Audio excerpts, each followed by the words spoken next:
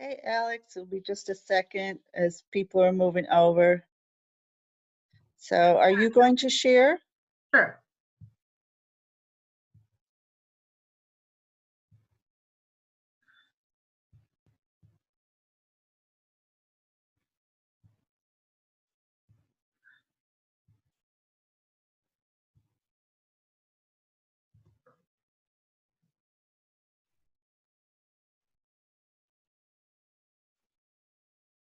I'll follow your lead for when to start.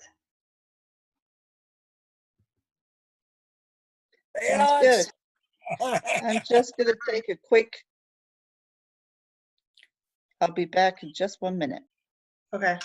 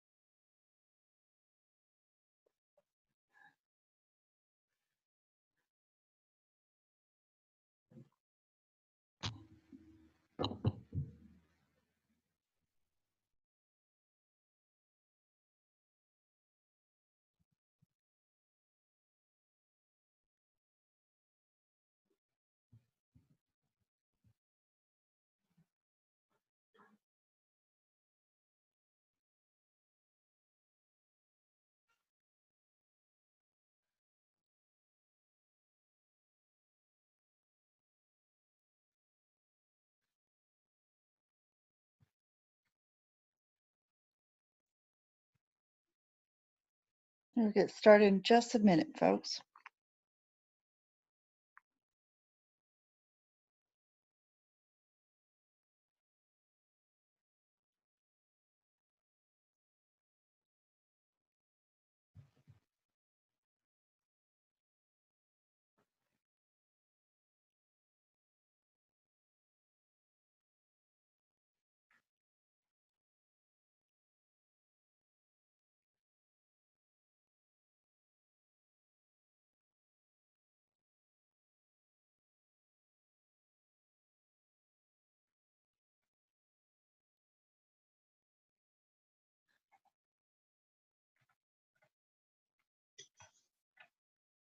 Okay, good afternoon and welcome or welcome back as we move to the third presentation in our TeacherCraft online conference.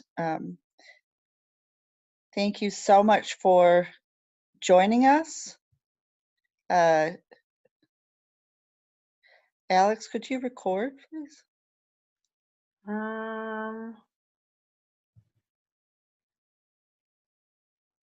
Where's the recording? At the bottom, or just let me see if I can record. No, I can't record. So just a little bit of housekeeping if you aren't used to Zoom. I think it's all already this- recording, Angela. You'll be recording? I think it's already recording because Yes, well, yes, yes. yeah. Okay, so just a little bit of housekeeping. If you are not speaking, please keep yourself on mute. And don't worry if you don't know how to mute, because I will mute you. So I'd like to welcome everybody to our session on attending to culturally relevant instruction. And today we have myself, I'm Dr. Angela Cordy. I'm an assistant professor of learning sciences. And also, want to introduce yourself, Alex? Sure. Hi, everyone. Thank you so much for joining us. I'm Alex Veselovsky, and I teach general methods and math methods in secondary education. And you have the floor. Okay. All right. You want to start us off, Angela?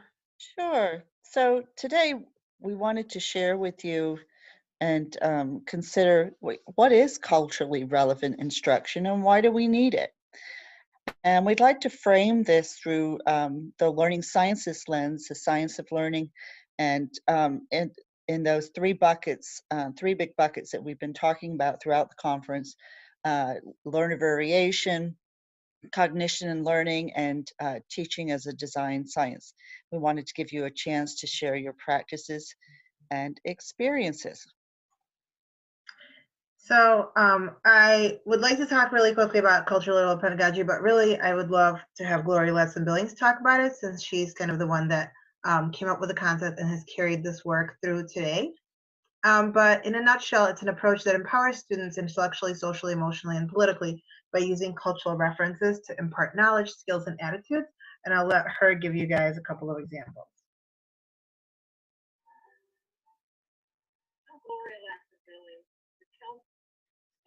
In urban education at the University of Wisconsin-Madison. My passion has always been in discovering those teachers who are able to be successful, particularly in situations where people doubt that that success can happen. So my specific work has been focused on those teachers who are successful teachers of African American students. I began studying in 1989 a group of 8 amazing teachers who, despite the odds, despite the resources, were able to produce some amazing, astounding results among African American students. I began calling this work culturally relevant pedagogy. And what I was able to distill from working with these teachers is that they have a laser-like focus on 3 things: student learning, what we now think of as academic achievement, but not just test scores, but a full range of what young people learn. The second thing they focus on is what I would call cultural competence, not learning do's and don'ts about a specific culture, but fully embracing their own culture while acquiring fluency and facility in at least one other culture. And then the third thing that I saw among these teachers is what I sometimes call the so what factor. That is critical consciousness. We teach kids lots of things, but often students will say, why do I have to learn this? What is this important for? And this critical consciousness is designed to help students say, oh, well, now that I can read this, then I can read the newspaper article about this.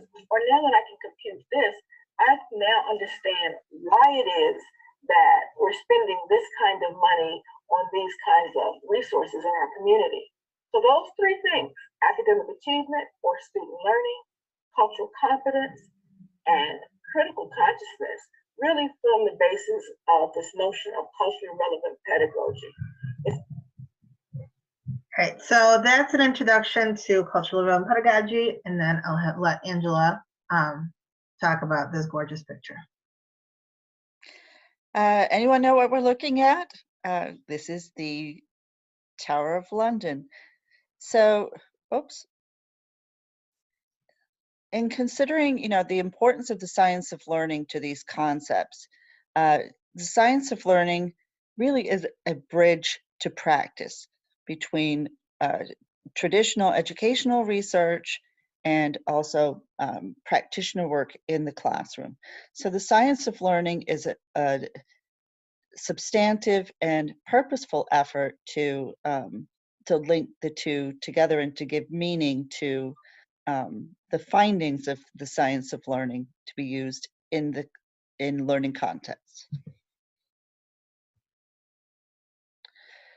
So you may have seen this graphic before, but we are placing the learning sciences into 3 big buckets. And again, those are learner variability, how people differ and what this means for their learning, cognition and learning, how learning happens and how we can set the stage to propagate that, and 3, teaching as a design science, which is conceives of teaching as an iterative process through which we are continuously improving. So just to backtrack a little bit about the learning sciences, or as it's being known now as the science of learning, interest in the science of learning really came about recently as they moved to looking at how does research impact instruction in learning context and in the classroom. So in the early 80s, 1980s and 1990s, a group of practitioner researchers unhappy with the way that traditional educational research tried to isolate one one cause and one effect, gave went into the classrooms and performed what they called design experiments. So they went into the classroom as opposed to a laboratory where trying to isolate different cause and effects. And they just went into the classrooms, which we would call naturalistic contexts, and they tried their design experiments to see, not trying to see if they could control every single variable, but just to make it meaningful to practitioners and applicable in the classroom context. So just thinking in general, we've talked widely about some of these in terms of how learners vary, but a couple of the biggies are this idea of prior knowledge and what the implications are for learning. When we consider how... I'm sorry. I was trying to move our faces out of the way and ended up clicking. Oh, okay. When thinking about prior knowledge, in my role as a teacher of graduate teachers, in-service teachers, teaching them about the learning sciences and learning technologies, one of the biggest outcomes is teachers go from knowing that prior knowledge is important to understanding how and why. So if you are, as the constructivist notion is that you are building upon prior knowledge, the quality of that prior knowledge and the depth or the experience of the prior knowledge impacts what you have to build onto. So if you don't understand something, have many misconceptions, or you don't know the information, then that's going to impact your ability to learn. And also learner characteristics such as social emotional competencies for productive learning. These are skills that can be taught. We often assume that kids will pick them up along the way, or learners will pick them up along the way, but they should be explicitly addressed.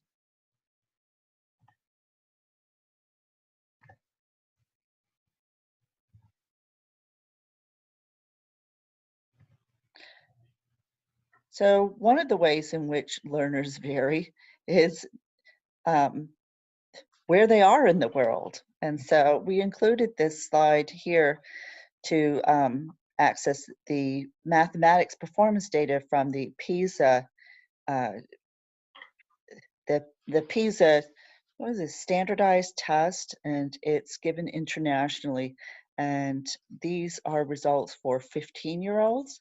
And if you click on that, we can see that there's a big differential between countries and by gender. So we're going to let you explore this by yourself. It's if you are viewing the PowerPoint, you'll be able to access this, and we'll send it to registered folks later. So just of note there, boys and girls are performing differently. So we want to talk a little bit more about, how we think about who our learners are and really make sure that their voice is included. So a lot of times when I as Angela teach pre-service teachers, and a lot of times when we start talking about diverse learners, students from other countries, from other cultures, students who are differently abled, the first question is, how do I make sure that I accommodate and modify instruction for them? And so my goal is really to make us think about, the first question is, what are these learners bringing to the table, and what are their assets, right? So this idea of funds of knowledge, that each of our students comes to us with funds of knowledge, and that by tapping into that knowledge, we're positioning them as teachers alongside us. Because when we often think about, our curriculum, our assessment techniques, who's included is usually the predominant culture. The predominant culture is white, sometimes predominantly male. And in math specifically, there has been a Eurocentric emphasis for, as long as math has been around, with emphasis on the Greeks and the Romans. And so this idea that, when we talk about mathematics and when we talk about famous mathematicians, we almost always talk about white men. There's been decades and decades of this study where kids are asked to draw a mathematician, and almost consistently, regardless of age or gender, kids draw somebody who looks kind of like Einstein. And so I really want us to start thinking about, how do we disrupt that? How do we make sure that our students can see themselves as mathematicians? And how do we make sure that we recognize the contribution of mathematicians who look like our students? And then this last idea of, just voice versus accommodations, that we really want to make sure that by tapping into our students' prior knowledge, we are allowing them to teach each other, to teach us, rather than thinking they're a little different, so how am I going to accommodate and modify? Alex, can I ask you to just unpack a little bit this idea of funds of knowledge and where that comes from? Sure. So funds of knowledge comes from research with primarily ESL students, students who are bilingual. This idea that, students, I think a lot of times educators or others who are not educators may have this deficit view of our students of color, may not be like reading at home, or there may not be learning going on at home. So the people who started this work on funds of knowledge really wanted to bring to light this idea that there's a lot of knowledge in students' culture, there's a lot of knowledge in students' homes, that students are learning, but maybe not in a traditional way that we expect them to. And so I always like to come back to this idea, just because, we need to look at our students as knowledgeable, looking at their prior knowledge as assets. I saw comments, but I wasn't sure if it was somebody adding to the conversation or asking questions. Yes, Vito said that this is also true for scientists, that when kids draw scientists, they also don't draw somebody who looks like themselves, which makes sense because math is a science.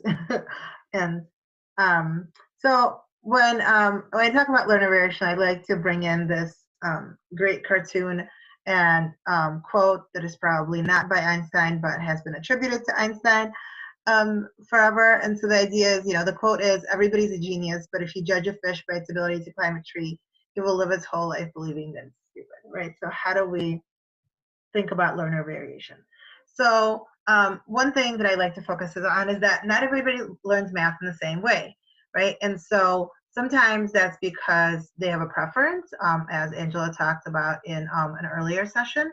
Some people have a preference to be, more visual or more auditory. And some of our students actually have cognitive impairments that allow them to learn math in different ways. And so it's really important for us to understand that not everyone learns math in the same way, and think about how we can make sure that we provide structure and scaffold so that students can learn. So there's this really great research from SAW that talks about the value of virtual manipulatives versus physical manipulatives. And so a lot of the times, we bring in manipulatives in the classroom and we think it's great. And for a lot of our students, it is great. But for our students who already have, a large cognitive load that is not being met, the idea of moving pieces physically with their hands and doing math cognitively with the brain is a little too much. And so by including virtual manipulatives, we're relieving that cognitive load of moving pieces with our hands and really allowing them to focus on the math while shifting the virtual manipulatives. So Alex, just to unpack that a little bit, how would you describe cognitive load? if you were to define it? I don't know how I would define it, but I would say, cognitive load is all the things that you have to think about while doing something. I don't know. So What if you about you? have fewer things to think about, it leaves you more capacity to do the task at hand, right? Yeah. Thank you. And then the other thing I want to mention is that, not only does everybody not learn the math in the same way, but also not everybody feels the same way about math. So obviously I'm passionate about math, and I think, those of you that signed up for the session probably are, but not all of our students are. And also not all of our students are passionate about the same type of math, right? Students come from different backgrounds in different countries, where in some countries math is very, black and white, just all text, no pictures. And in other countries, math is very creative. And so if we, and a lot of times when we think about math, we think left-brained, we think logic, we think there's no room for creativity. But if we allow for creativity in math, then we can allow a lot of more of our students access and voice. So this fabulous problem by Marilyn Burns, where there is no words, well, there's a little bit of words with the rounds, but there is no problem, right? Like it's not a word, it's a word problem without words. There is no question like, find X, or, what is the six, what is the number in the six sequence? There is no suggestion of method. So it's not saying factor or solve, right? It's just saying, here's round one, it's a tie. Here's round two, it's a tie. Here's round three, you figure out who won. And so what that does is it really allows our students to apply their prior knowledge and bring their funds of knowledge, their resources, their assets to the table to solve this problem. And a little plug for the blog that George Littman, who's another faculty member at National Louis, and I started earlier this year. There's a link at the bottom. Please don't go to it and right now and kind of like read the entire blog instead of listening to us. But it's an extra research that's at your fingertips, where I have written more about this idea that math is creative if we just allow that, into our sphere of thinking about math. I want to pause here and see if there's any questions at this point. So we went through kind of like the first idea of learner variability. Are there any questions or comments or anything that people would like to add? Either talk to us or pop your question in the chat. Or tell us how your learners vary. Ooh, chat. Julia said she Love. loves the cartoon. Me too. Yeah, it's such a great cartoon. I have a I think couple more, Julia. You're in for a treat. I think it's really very vivid in when you think about, if the fish has completely different abilities, and if you judge it by its ability to climb a tree, it's going to always fail. And similarly, but it has those funds of knowledge, knows how to swim, knows how to breathe water. All right, so we'll move on to cognition and learning. So Angela, do you want to start us off? Sure, and continuing with our theme of cognition and learning, how learning actually happens. Again, not going to point out every one of these, but, and Alex is going to talk a little bit about educational neuroscience. I just want to pinpoint the idea of attention and memory.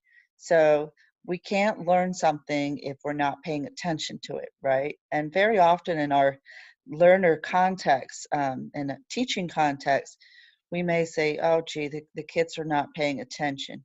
Well, or the learners are not paying attention. The truth is they're paying attention to something. So the brain pays attention to novelty and difference. So if you want to engage your learners, engage those kind of strategies, introducing something new or different, and that might be an image that's unexpected, or getting them to stand up and move around the room. You get the idea. You want them to pay attention to the right thing, and you can guide them with your instructional strategies. So I have a couple of examples of, how some of these plays out. This first one is the research done by many people that is documented by Jo Boaler and her colleagues. She, for those of you that don't know her, she kind of took the work of Carol Dweck on mindset and applied it to mathematics. She's written a book called Mathematical Mindsets. She just wrote a book called Limitless Mind. And she's really taken this idea that we can learn anything we put our mind to with effort and a knowledgeable other who's coaching us and guiding us. And there really is no limit to our learning. And instead of making this kind of like, instead of evangelizing us with this, she has really linked it to science. So she said the brain's research reveals that effort and hard work, rather than talent, leads to consistent success and mastery. We hear some say, I'm not good at math, or I'm not a math person, right? We even sometimes hear people say, I'm not a math person, my mom was not a math person, my grandma was not a math person, right? Like as if this is something that's like passed down generation to generation. But research shows definitively that this is not true. Aside from specific disabilities, we're not born with or without a math brain. Differences in learning and math ability can be attributed to life experiences that have helped or hindered in building the brain connection. And then I heard this really great quote that I still haven't found who it's said by, but I love it. And it says that difficulty is not a sign that you're not learning, but ease is.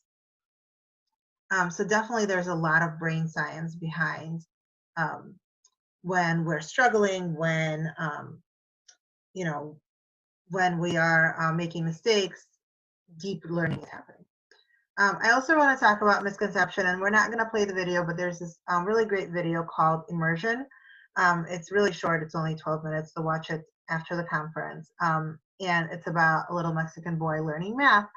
And I think there's this myth that I'm sure all of us have heard that math is a universal language, that students will struggle in other subjects, but they won't struggle in math because math is universal and, anybody can get math. And so I have a couple of examples of why this is not true, and in a sense damaging, because we're telling students they should be able to do something and they can't do it, and we're telling them, but you already learned this in your country and it's just the same here, so why, or you already learned it at your previous school.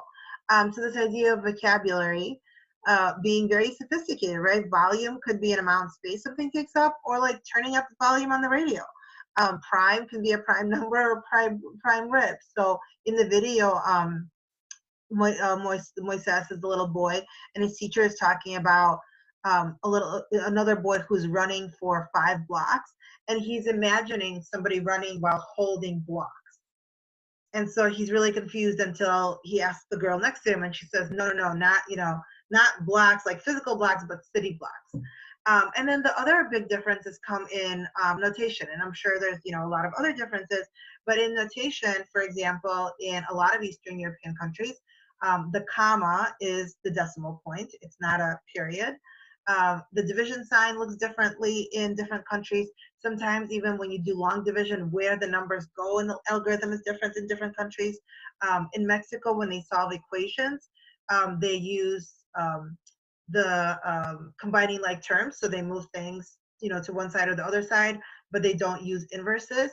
So math is definitely not universal, and it's so important for us to think about this big misconception of math is universal, and also the different misconceptions that our students may have because of their background. And then the last example that I have on this topic is this idea that strategies need to be informed by psychology and by cognitive science. And we know that students are more likely to be engaged if they are if the learning is relevant to their lives. And also that long life quote about something like show me and I'll see, but like if I teach somebody, then I learn the most. So what I like to do is have my students do a Padlet that's called Start Seeing Mathematics, modeled after Start Seeing Motorcycles. And so I just ask them that whenever they see mathematics in their lives, they pop it into the Padlet. And as we all know, when our attention to something is heightened, then we see it everywhere. And so they start bringing in these amazing examples of building, of scheduling, of train schedules, of paychecks, of PTA contributions, basketball, phones, etc. And so I visit that Padlet often to get ideas when I'm about to teach something, and then I can see that I can pull from there. Or, I ask them to expand on something further, thus learning about their mathematical skills, their outside skills, and really positioning them as teachers, which is the most important part to me. Any questions about that part? So that was the cognitive, informed by cognitive. So there's a lot of chats. Let's get to some of them.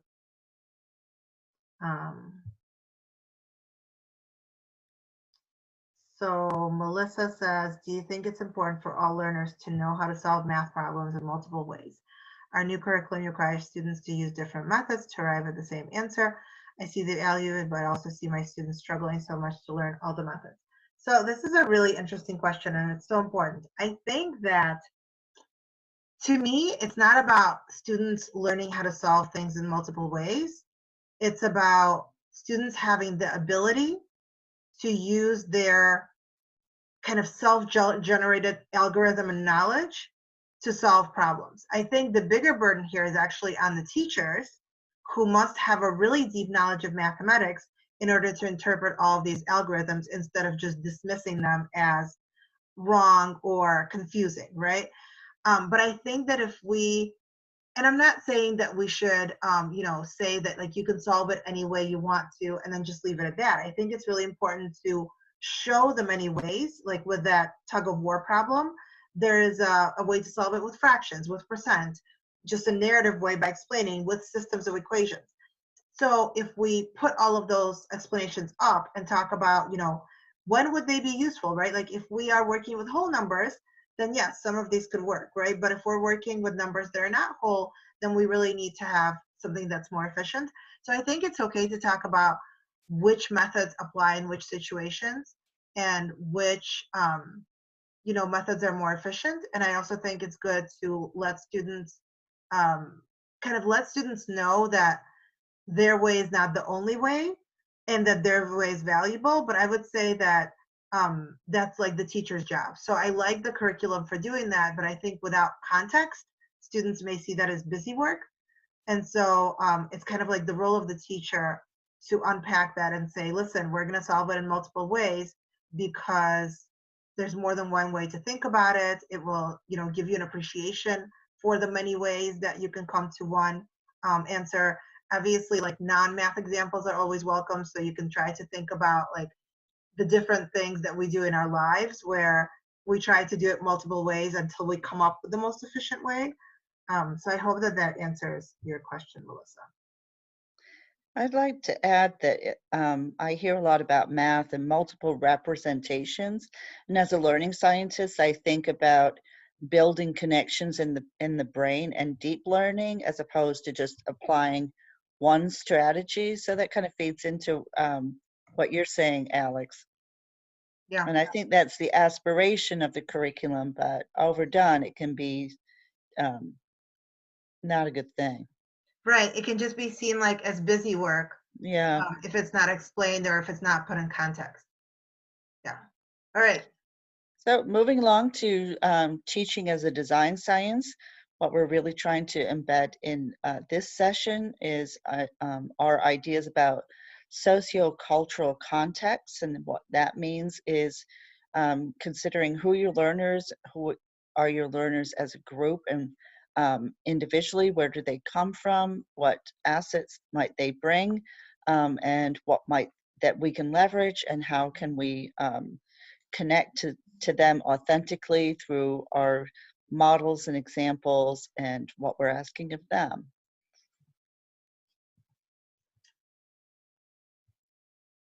Yes, and so here's another cartoon for you guys. This is one of my favorite cartoons because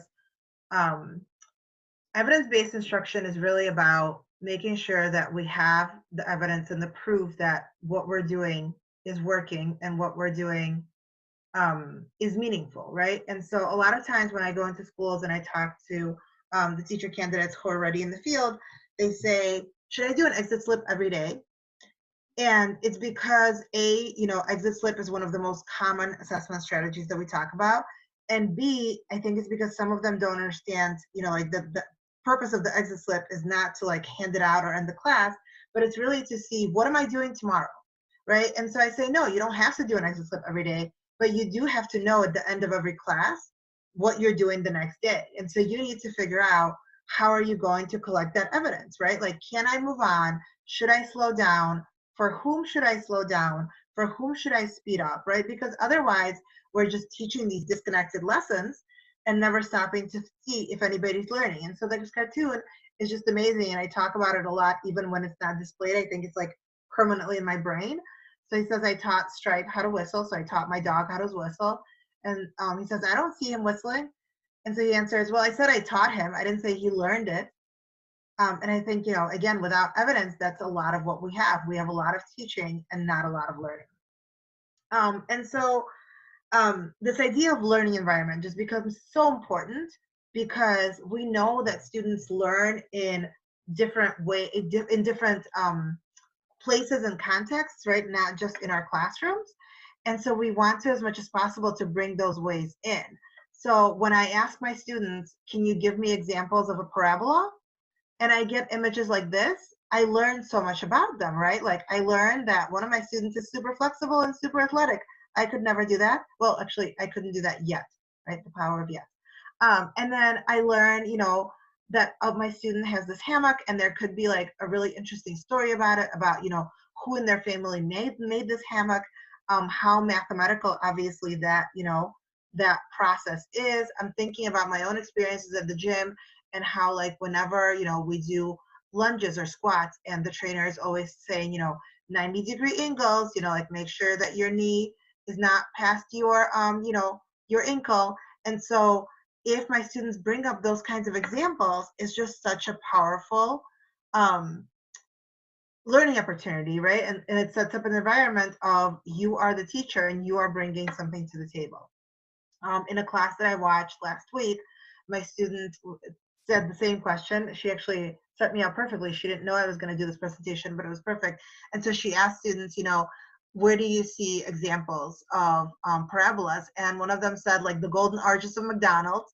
And one of them said a water fountain. And so, they were able to contribute to this math discourse. And then she took a ball and she physically threw the ball to a bunch of students, and she didn't say anything. She just said, catch. And they were all saying, ooh, parabola. And so it's just such a nice way to create this learning environment. My other favorite story is that we really need to think about the learning environment and the sociocultural aspect of teaching that is just so important. So a few years ago, I was teaching an undergraduate math course, and there was a unit on measurement, on unit conversions. And so I was thinking, like, I need to teach metric and I need to teach English measurement. And how am I going to teach metric? Because, it's such a foreign idea to a lot of people, since, like, we in the US use it, but there's only, 2 other countries that use it. But in the we in the US don't use it, right? Like, if we're in the US, we don't normally use metric. And then I thought, wait, I don't have to teach my students metric. Earlier that year, I gave my students a math autobiography, which I do every year, where I ask them about their previous experience with math, and I ask them if they're bilingual, and I ask them about their family, and I ask them all kinds of things. And by doing that, I learned that every single student in my class, without fail, either lived in a country that used the metric system, or their family came from a country that, is not the US or Alaska or Burma or Liberia. And so I thought, I'm not going to teach them. They're going to teach me. They're going to teach me, and they're going to teach the rest of the class, because they clearly know a lot about the metric system. Some of them may still use the metric system. I have lived in the US for 24 years, and I still use Celsius more than I use Fahrenheit. And so, this idea of stopping at almost every content area and thinking to yourself, what can my students teach me in the class? And then thinking, okay, and then what can I teach them next? And so this takes us to this idea of ethnomathematics, which is definitely very closely related to the idea of culturally relevant pedagogy. And so ethnomathematics is a little more involved and really focuses on that third tenet that Gloria Ladson-Billing was talking about, really students using mathematics to understand the world, to read and write the world, as Eric Gutstein says. So this term was brought up together by Uberitan D'Ambrosio, who is a Brazilian mathematician. And he says the term ethnomathematics is used to express the relationship between culture and math. The term requires a dynamic interpretation, ethno and mathematics, right? So because both of those words are very complex. So the term ethno describes all the ingredients that make up the cultural identity: language, codes, values, jargon, beliefs, food, dress, habits, physical traits. And math is a broad view of math, which includes arithmetic and classifying and ordering and modeling. And, you know, in a nutshell, what him and Rosa say later when they, do their research is that even if we as teachers implement ethnomathematics in some way, not in its full capacity in the way that, that he envisions, it can build respect for other cultures. It can build respect for other individuals. It can avoid inequality, bigotry, arrogance, and things like that, which again stem from, as I said earlier, thinking that math is very Eurocentric, thinking that math is only for the people who are left-brained, for the, kind of like positioning math as elite.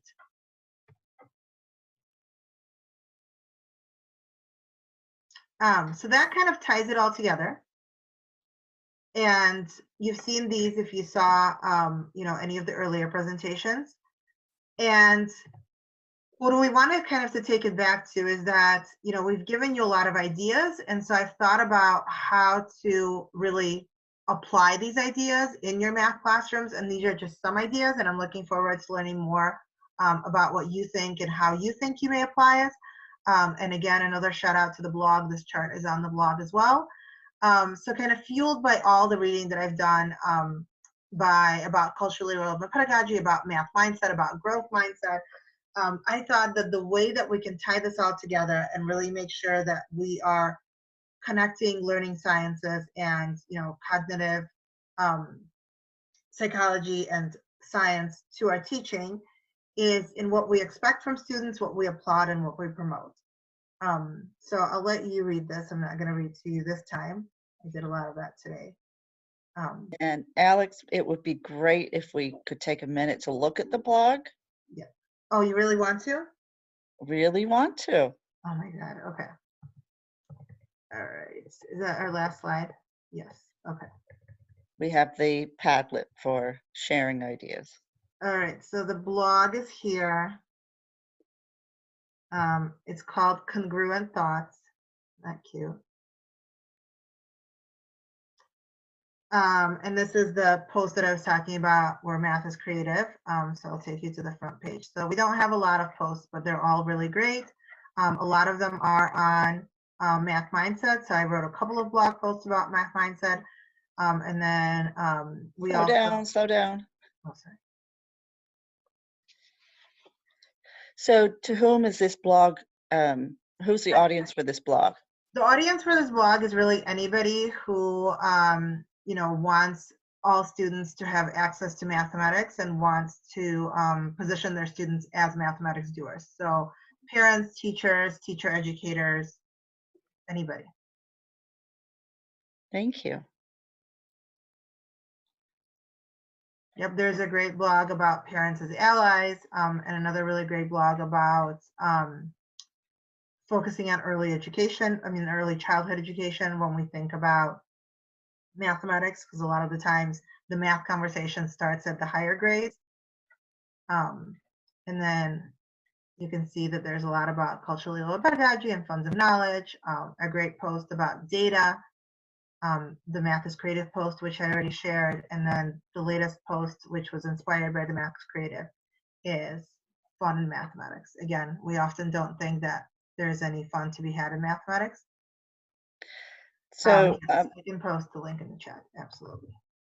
There you do go. we have the link on the resources? If not, we'll put it there. Yes.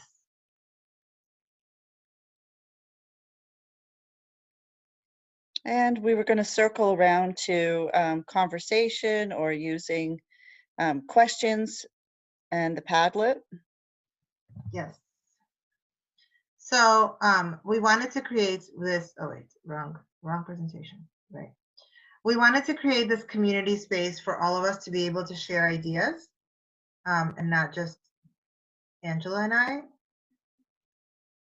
So we created this Padlet where we really hope that you can take some time, I'm looking at the time, sometime right now or sometime after the session, after the conference, to share your ideas. Because the more ideas we have, the better equipped we are to serve our students. So their link is right there. And actually, let me put that in the chat as well. Drop it in the chat. Yes.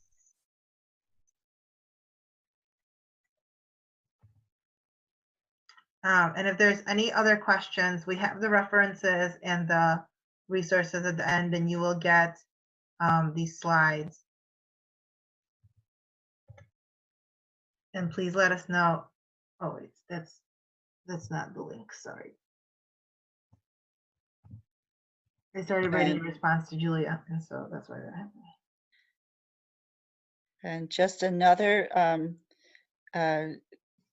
plea to please fill out the evaluation. Again, you know, this conference is a result of our colleagues getting together at the National College of Education at National Louis University, and just for the love of sharing, coming together to present this to you. So it would be so helpful for us if you would fill out the evaluation. So let's open it up to questions. If you would like to speak, just unmute yourself. And we've got chat.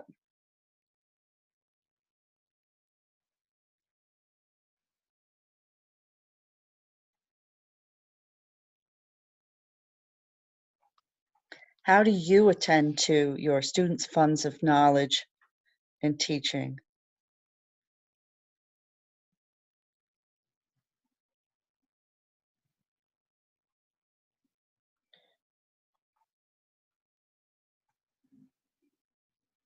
How do you make? Sorry. Good. How do you make math culturally relevant to your students? You share your ideas with us now, either by unmuting or on the Padlet. Right, and I also want to do a shout out to kind of contacting any of the presenters that you've heard today. So our emails are in the front, and if you want to keep on having these conversations, we're all you know, really game and would be really flattered. I think a lot of the time some of us think like, oh, you know, I couldn't possibly contact a presenter because they're so busy and they won't have time for me, but in reality, it's really flattering when somebody wants to talk to us more. I recently did that with, we had a presentation by Joseph Flynn from NIU at National Louis, and I thought that it was fascinating. So I just emailed him and said, can we keep on talking? And he said, sure, come down to NIU Naperville.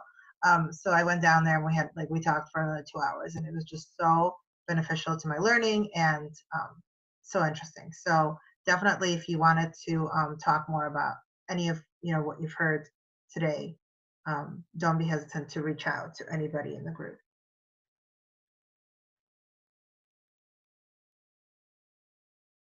Can we pop the evaluation link into the chat? Yes, I can do that. Yes, so here's the evaluation link, and then yeah, it just goes automatically from there. Good point, Angela.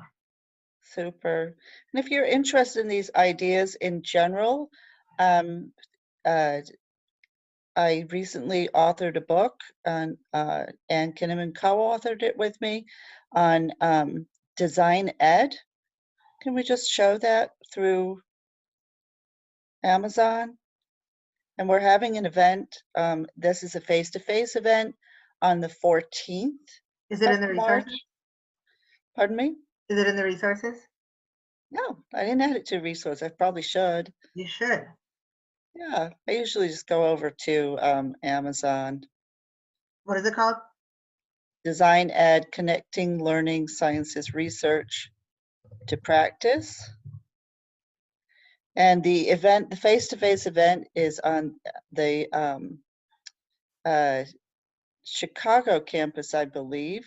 We'll send out information about that on March 14th, and we'll be talking about our book, Design Ed, Connecting Learning Science Research to Practice. And if you click on Look Inside, if you wouldn't mind.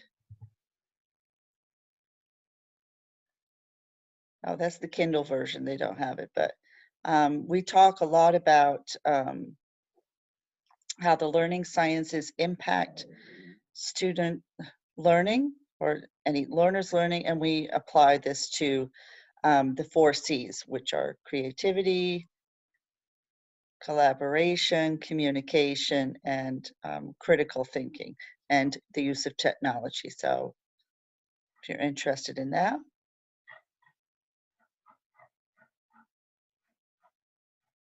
Thank you, Alex. Oh yeah, there we go. So here are some of the topics.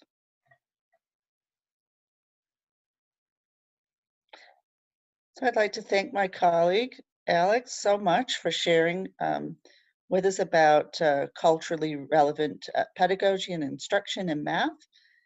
And I think that we can move on to our next session. Yes, and please take these 10 minutes in between to go fill out that Padlet. Again, you know, if you haven't, click on the link before I close the session. Here, I'll pop it in one more time.